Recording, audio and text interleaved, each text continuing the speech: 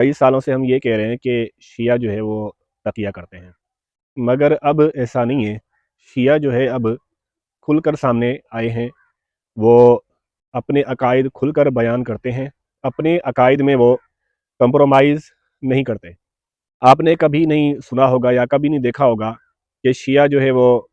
علی معاویہ بھائی بھائی کا نعرہ لگا رہا ہو۔ آپ نے کبھی نہیں دیکھا ہوگا کہ شیعہ جو ہے وہ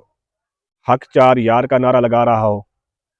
آپ نے یہ بھی نہیں دیکھا کہ جب عراق میں سنیوں کی حکومت کو امریکہ اور ایران نے مل کر گرایا، یعنی صدام حسین کو شہید کیا اور کئی سنیوں کو شہید کیا، اس وقت کسی بھی شیعہ نے سنیوں کے ساتھ مل کر غم کا اظہار نہیں کیا اور آ کے شیعہ سنی بھائی بھائی کا نعرہ نہیں لگایا، کیونکہ شیعہ جو ہے وہ اپنے عقیدے میں اور اپنے نظریات میں کمپرومائز نہیں کرتا۔ اب اس کا الٹ ہو گیا ہے، ہمارے سنی جو ہے اب وہ تکیہ کر رہے ہیں، اب ہمارے سنی جو ہے وہ پلپلے ہو گئے ہیں۔ ہمارے سنی جب شیعوں کے پاس جا کر شیعہ سنی بھائی بھائی کا نعرہ لگاتے ہیں تو اس کا صاف یہ مطلب ہوتا ہے کہ ہم شیعوں کو اب گمراہ نہیں کہتے، ہم شیعوں کو بے دین نہیں کہتے، ہم ابوبکر صدیق، حضرت عمر اور دیگر صحابہ کرام کے منکرین کو اب ہم بد مذہب نہیں کہتے، سیدھا یہ مطلب ہوتا ہے۔ اور جب شیعہ آپ کے پاس آ کر شیعہ سنی بھائی بھائی کا نعرہ لگاتا ہے تو اس کا یہ مطلب ہرگز نہیں ہوتا کہ میں تمہارے مذہب پہ آ گیا ہوں، بلکہ اس کا مطلب یہ ہوتا ہے کہ بھائی تم ہمارے عقائد میں ہمارے ساتھ چلو۔ یہ ہوتا ہے شیعہ کا مذہب، جب وہ نعرہ شیعہ سنی بھائی بھائی کا لگاتا ہے۔ جب سنیوں کو دیکھیں،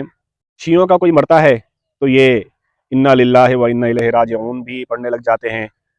اس کے لیے دعائے مغفرت بھی کرنے لگ جاتے ہیں، شیعہ سنی بھائی بھائی کا نعرہ لگانے بھی پہنچ جاتے ہیں۔ یہاں تک کہ ہم نے اپنے مقتداؤں کو بھی دیکھا ہے، جن کے پیچھے ہم چلتے ہیں، ہم نے ان کو بھی دیکھا ہے کہ وہ بھی جو ہے اپنا شیعوں کے لیے دعائے مغفرت اور پتہ نہیں کیا کیا کر رہے ہوتے ہیں۔ ابھی ایران کا جو لیڈر خامنہ ای، یہ جب مرا ہے تو یہ کوئی اللہ کا ولی تھوڑی تھا، یہ تو اپنا کئی کروڑوں مسلمانوں کا قاتل تھا۔ کئی مسلمانوں کی پیٹھ میں اس نے چھرا گھونپا ہے، امریکہ کے ساتھ مل کے اس نے کئی مسلمانوں کو شہید کیا ہے۔ اب یہ جب مرا ہے، اس کی غائبانہ نماز جنازہ بھی ہمارے سنی پڑھنے لگ گئے ہیں، اس کے لیے دعائے مغفرت بھی کرنے لگ گئے ہیں، اور انا للہ و انا الیہ راجعون بھی، اور اس کو امام حسین کا پڑوسی بھی بتانے لگ گئے ہیں۔ تو ایک بات ذہن میں رکھیں، جتنے بھی جنازہ پڑھنے والے ہیں وہ ذہن میں رکھیں، ان کا نکاح بھی نہیں رہا، وہ تجدید نکاح بھی کریں اور تجدید ایمان بھی کریں۔ بھلے اس کی ایک بیوی ہے، دو بیوی ہیں، چار بیویاں ہیں، وہ ساری کی ساری نکاح سے گئیں، وہی تجدید نکاح بھی کریں، تجدید ایمان بھی کریں، ورنہ یہ حرام کاریوں کے مرتکب ہوں گے۔